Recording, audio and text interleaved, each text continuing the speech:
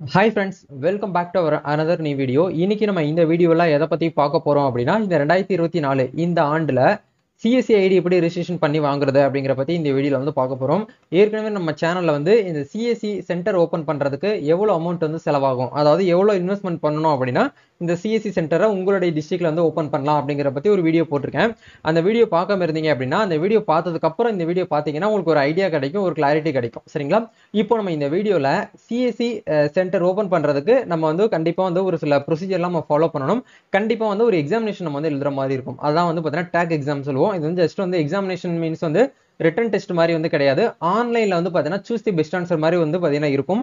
ஒரு 50 கொஸ்டினுக்கு நீங்க வந்து ஆன்சர் பண்ற மாதிரி இருக்கும். அந்த ஒரு டேக் எக்ஸாமுக்கு எப்படி வந்து ரெஜிஸ்ட்ரேஷன் பண்றது அப்படிங்கிற வீடியோ உங்களுக்கு இந்த வீடியோல வந்து ஷேர் பண்ண போறேன். வீடியோ வந்து ஸ்கிப் பண்ணாம ஃபுல்லா பாருங்க.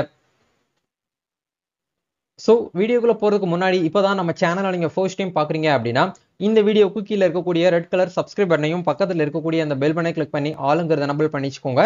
நம்ம சேனல் வந்து போஸ்ட் பண்ணக்கூடிய ஒவ்வொரு லேட்டஸ்ட் இன்ஃபர்மேஷன் எல்லாமே உங்களுடைய மொபைல் நோட்டிஃபிகேஷன்ல வரும். ஈஸியா நீங்க மிஸ் பண்ணாம பார்த்து தெரிஞ்சுக்க முடியும். அதே மாதிரி இந்த CSC VLE common service center, browsing center, e service சர்வீஸ்லாம் வச்சு ரன் பண்ணக்கூடிய ஒரு பிரதர்ஸ் சிஸ்டர்ஸா இருந்தீங்க அப்படின்னா உங்களுக்காகவே தனியாக வந்து நம்ம ஒரு குரூப் வந்து அரேஞ்ச் பண்ணியிருக்கோம். அந்த குரூப்க்கான டெலிகிராம் குரூப் லிங்க் இந்த வீடியோ கீழே டிஸ்கிரிப்ஷனில் கொடுத்துருக்கேன். இப்போ புதுசாக நீங்கள் வந்து சென்டர் ஓப்பன் பண்ணுறதுக்கு இருக்கக்கூடிய டவுட்ஸை கிளாரிஃபை பண்ணுறதா இருக்கட்டும், இல்லை ஏற்கனவே உங்கள் சென்டரில் வந்து இருக்கக்கூடிய விஷயத்தை வந்து பார்த்தீங்கன்னா எப்படி இம்ப்ளிமெண்ட் பண்ணுறது அப்படிங்கிற விஷயங்கள்லாம் நீங்கள் வந்து டவுட்ஸ் எல்லாம் வந்து கேட்டு தெரிஞ்சுக்கணும் அப்படின்னா அந்த குரூப் உங்களுக்கு ரொம்பவே ஹெல்ப்ஃபுல்லாக இருக்கும். அந்த குரூப்க்கான லிங்க் டிஸ்கிரிப்ஷனில் கொடுத்துருக்கேன். இப்போவே போயிட்டு செக் பண்ணி ஜாயின் பண்ணிக்கோங்க. சரி, வாங்க இப்போ நம்ம டேரெக்டாக வீடியோக்குள்ளே போகலாம். முதல்ல நீங்கள் என்ன பண்ணணும் அப்படின்னா டேக் எக்ஸாம் எழுதுறதுக்கு நம்ம வந்து ரெஜிஸ்ட்ரேஷன் வந்து பண்ணணும். இதுக்கு எவ்வளோ அமௌண்ட் வந்து செலவாகும் அப்படிங்கிறத பார்க்கும்போது 1500 ரூபாய் நீங்கள் வந்து எடுத்து வச்சுக்கணும் முதல்ல. சரிங்களா? ஏன்னா நம்ம வந்து CSC சென்டர் ஓப்பன் பண்ணுறதுக்கு ரெஜிஸ்ட்ரேஷன் பண்ணுறதுக்கு எந்த ஒரு ஃபீஸும் வந்து பார்த்தீங்கன்னா சென்ட்ரல் கவர்மெண்ட் வந்து கொடுக்கல, ஃப்ரீயாக தான் கொடுத்துட்டு இருக்காங்க. ஆனால் கண்டிப்பாக அந்த எக்ஸாமினேஷனுக்கு நம்ம வந்து 1500 ரூபாயும், அந்த IMPS எக்ஸாமுக்கு நம்ம எழுதணும் அப்படின்னா அதுக்கு ஒரு 800 ரூபாயும் நம்ம வந்து ஃபீஸை வந்து பே பண்ணுற மாதிரி இருக்கும். பட் இன்னைக்கு நம்ம இந்த வீடியோவில் பார்க்க போகிறது இந்த டேக் எக்ஸாம், அதாவது வந்து பார்த்தீங்கன்னா டெலி சென்டர் என்டர்பிரனர் அப்படிங்கிறத சொல்லுவோம் டேக் எக்ஸாமுக்கு மீன்ஸ். சரிங்களா? இந்த வெப்சைட்கான லிங்க் டிஸ்கிரிப்ஷனில் கொடுத்துருக்கேன். கிளிக் பண்ணி உள்ள வந்தீங்க அப்படின்னா உங்களுக்கு இந்த மாதிரி தான் இருக்கும்.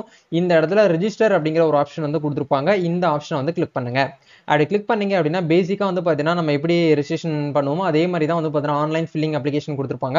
இதை ஒரு ஸ்பெல்லிங் மிஸ்டேக் இல்லாமல் நீங்கள் கரெக்டாக வந்து பார்த்தீங்கன்னா ஆதார் கார்டில் எப்படி டேட்டா இருக்கோ அதே போல் நீங்கள் வந்து அப்ளை பண்ணணும். சரிங்களா? கொஞ்சம் மிஸ்டேக் பண்ணிட்டீங்க அப்படின்னா நீங்கள் வந்து கரெக்ஷன் பண்ண முடியாது. உங்களுக்கு வந்து CSC சென்டரில் ஐடி கொடுக்கறதுல ஒரு சில ப்ராப்ளம் ஆகும். சரிங்களா? அப்படிங்கிறதுனால நீங்கள் என்ன பண்ணுங்க அப்படின்னா உங்கள் ஆதார் கார்டை கையில் எடுத்து வச்சுக்கோங்க. எடுத்து வச்சுக்கிட்டு அதில் என்ன மெத்தடில் கொடுத்துருக்காங்களோ அந்த மெத்தடில் நீங்கள் இந்த இடத்துல வந்து என்டர் பண்ணிக்கோங்க. இப்போ நேம் அப்படிங்கிற இடத்துல as per government ID proof அப்படிங்கிற இடத்துல உங்களுடைய நேம் வந்து ஆதார் கார்டில் வந்து எப்படி இருக்கோ அந்த நேமை கரெக்டாக இந்த இடத்துல வந்து பார்த்தீங்கன்னா நீங்கள் வந்து என்ன பண்ணுங்க அப்படின்னா உங்களுடைய நேம் வந்து கொடுத்துக்கோங்க. நான் எக்ஸாம்பிளுக்கு வந்து நம்ம சேனல் நேம் நான் வந்து கொடுத்துருக்கேன். ஸோ இதே மாதிரி உங்களுடைய நேமை நீங்கள் இந்த இடத்துல கொடுக்கணும். உங்களுடைய சென்டருடைய பேரை தயவு செய்து கொடுக்கக்கூடாது. சரிங்களா? அதை நீங்கள் கவனமாக பார்த்துக்கோங்க. அதுக்கப்புறம் வந்து உங்கள் கையில் இருக்கக்கூடிய மொபைல் நம்பர் முடிஞ்ச வரைக்கும் வந்து பார்த்தீங்க அப்படின்னா ஆதாரில் லிங்க் பண்ணியிருக்கக்கூடிய மொபைல் நம்பர் இந்த இடத்துல கொடுத்தீங்க அப்படின்னா ரொம்ப பெட்டராக இருக்கும். அதுக்கப்புறம் வந்து உங்களுடைய சென்டருக்குன்னு சொல்லிட்டு தனியாக ஒரு மெயில் ஐடி வச்சிருந்தீங்கன்னா அதை கொடுங்க. அப்படின்னா உங்களுடைய பர்சனல் மெயில் ஐடி வந்து கொடுங்க. உங்களுடைய ஃபாதர் நேம் வந்து கொடுங்க. சப்போஸ் நீங்கள் வந்து மேரேஜ் ஆயிருந்துச்சு அப்படின்னா உமனாக இருந்தீங்கன்னா உங்களுடைய ஹஸ்பண்ட் நேம் கூட இந்த இடத்துல நீங்கள் ஆட் பண்ணிக்கலாம்.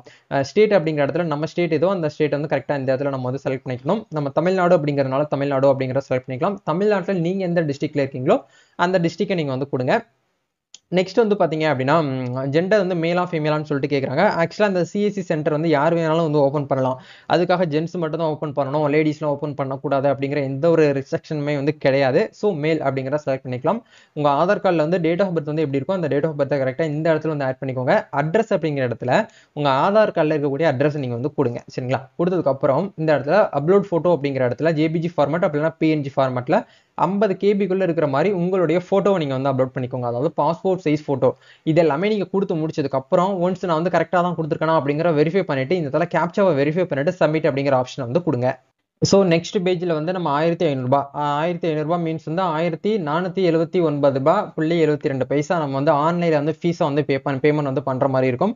இதுக்கான ஃபீஸ் மெத்தட் அப்படிங்கிறது பார்க்கும்போது பேமெண்ட் மெத்தட் நீங்கள் கிரெடிட் கார்டை வச்சு பண்ணலாம், டெபிட் கார்டை வச்சு பண்ணலாம். உங்கள்கிட்ட நெட் பேங்கிங் நீங்கள் லாகின் பண்ணி வச்சிருக்கீங்கன்னா அதை வச்சு பண்ணலாம். அப்படின்னா உங்களுடைய UPI டிரான்சாக்ஷன் வச்சு நீங்கள் வந்து என்ன பண்ணலாம் அப்படின்னா இந்த இடத்துல என்ட்ரு பண்ணி அந்த அமௌண்ட்டை நீங்கள் இந்த இடத்துல வந்து பே பண்ணிடுங்க. இப்போ நான் வந்து அமௌண்ட் வந்து பே பண்ணுறேன். ஓகே, அதுக்கான அமௌண்ட் பிரைஸை நம்ம வந்து பே பண்ணிட்டோம் அப்படின்னா மறுபடியும் உங்களுக்கு வந்து ஆட்டோமேட்டிக்காக டேஷ்போர்டு வந்து இப்படி தான் இருக்கும். இந்த இடத்துல லாகின் அப்படிங்கிற ஆப்ஷன் வந்து கிளிக் பண்ணுங்க. இப்போ யூசர் நேம் பாஸ்வேர்டு வந்து உங்களுக்கு எங்கே வந்திருக்கும் அப்படின்னா, நீங்கள் ரெஜிஸ்ட்ரேஷன் பண்ணும்போது ஒரு மெயில் ஐடி கொடுத்துருப்பீங்க பார்த்தீங்களா, அந்த மெயில் ஐடிக்கு வந்து உங்களுடைய யூசர் நேம் அப்படிங்கிறது வந்து உங்களுடைய டேக், அந்த சர்டிஃபிகேட், அந்த எக்ஸாமுக்குடைய அப்ளிகேஷன் நம்பர் தான் வந்து உங்களுடைய யூசர் நேம். பாஸ்வேர்டு அப்படிங்கிறது உங்களுடைய மொபைல் நம்பர் தான் வந்து பாஸ்வேர்டை வந்து கொடுத்துருப்பாங்க டிஃபால்ட்டாக. அதை கொடுத்து நீங்கள் வந்து லாகின் பண்ணுங்க. ஓகே, யூசர் நேம் பாஸ்வேர்ட் கொடுத்து நீங்கள் லாகின் பண்ணீங்கன்னா உங்களுக்கான டேஷ்போர்டு, அதாவது சிஎஸ்சி அகாடமிக்கான டேஷ்போர்டு உங்களுக்கு வந்துடும். இந்த லாகின் ஐடியில் தான் நீங்கள் என்ன பண்ண போறீங்க அப்படின்னா, அந்த டேக் எக்ஸாம்ஸ்க்கு நீங்கள் வந்து பார்த்தீங்க அப்படின்னா அட்டன் பண்ண போறீங்க. இது எல்லாமே வந்து ஆன்லைனில் நீங்கள் உங்கள் வீட்டில் இருந்தபடியே வந்து பண்ணிக்க முடியும். இதுக்காக நீங்கள் எங்கேயும் இன்ஸ்டியூட் போயிட்டு நீங்கள் வந்து எக்ஸாம் எழுதணும் அப்படிங்கிற எந்த ஒரு அவசியமும் கிடையாது. சரிங்களா?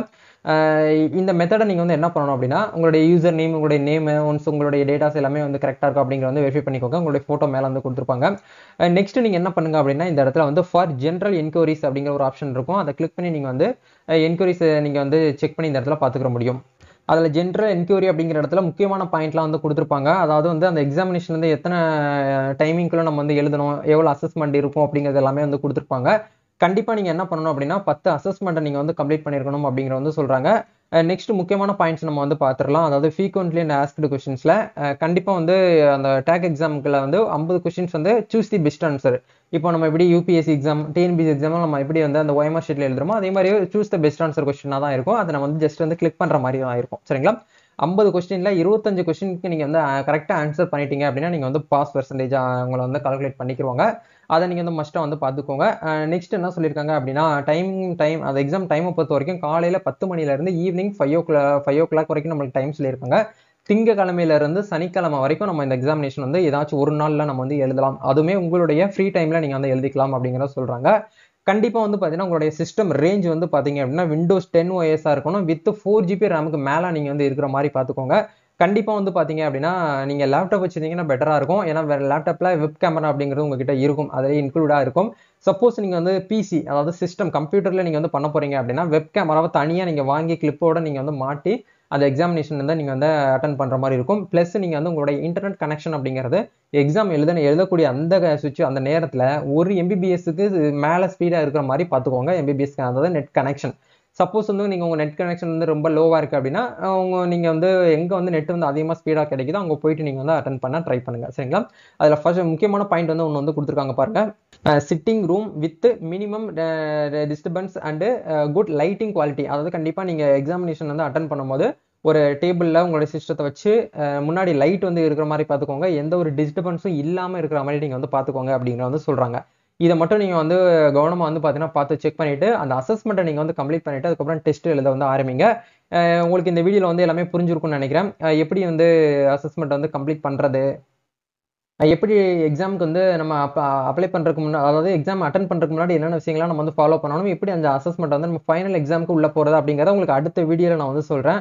இப்போ இந்த வீடியோவில் வந்து சிஎஸ்சி டேக் எக்ஸாம் எழுதுறதுக்கு நம்ம வந்து எப்படி ரிஜிஸ்ட்ரேஷன் பண்ணி பேமெண்ட் பண்ணோம் அப்படிங்கிறத உங்களுக்கு வந்து காட்டியிருக்கேன். இதை பார்த்துட்டு உங்களுக்கு ஏதாவது வந்து டவுட்ஸ் இருக்குது அப்படின்னா மறக்காம கமெண்ட் செக்ஷன் வந்து ஷேர் பண்ணுங்கள். கண்டிப்பாக உங்களுடைய கமெண்ட்ஸ்க்கு நான் வந்து ரிப்ளை பண்ணுறேன். சிஎஸ்சி, VLE, இந்த இ-சேவை ஆப்ரேட்டர் எல்லாருமே வந்து பார்த்தீங்க அப்படின்னா நம்ம எல்லாருமே ஒன்று சேர்ந்து நம்ம தமிழ்நாடு ஃபுல்லாக வந்து ஒரு குரூப்பாக நம்ம வந்து அரேஞ்ச் பண்ணி அதில் பீப்புளுக்கு வந்து நம்ம சப்போர்ட் பண்ணிட்டு இருக்கோம். ஸோ நீங்களும் புதுசாக வந்து ஒரு என்டர்பிரனராக உள்ள வரீங்க அப்படின்னா கண்டிப்பாக உங்களுக்கும் எங்களோட சப்போர்ட் வந்து உங்களுக்கு வந்து இருக்குது.